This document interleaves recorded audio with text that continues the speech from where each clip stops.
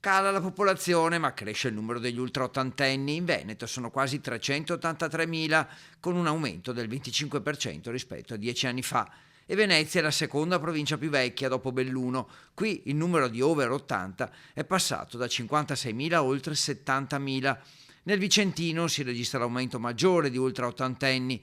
A Cibiana di Cadore, in provincia di Belluno, il 15% dei residenti ha più di 80 anni, percentuale che scende al 4% a Gambugliano, provincia di Vicenza. Quanto ai numeri, in Veneto gli ultraottantenni sono 382.000, il 61% donne, per lo più vedove, il che significa 76.000 ottogenari in più rispetto a 10 anni fa. Il fatto che la vita media si allunghi è un elemento di grandissima positività per il nostro paese e non solamente per il paese. Naturalmente ciò determina un cambiamento della società.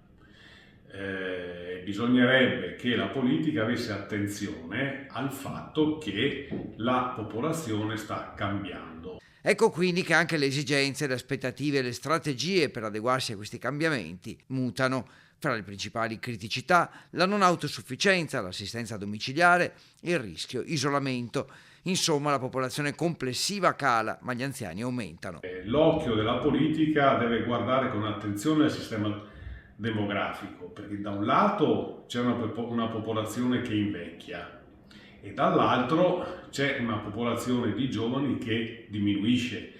Quindi servono anche politiche prevalentemente sul lavoro per dare garanzie e prospettive ai giovani. Purtroppo sono tantissimi i giovani che finito il percorso di studio anche con la laurea se ne vanno all'estero. Va quindi migliorata la sanità territoriale e permettere agli ultraottantenni di invecchiare bene, spingere sull'invecchiamento attivo e aiutare gli anziani a sfruttare la tecnologia.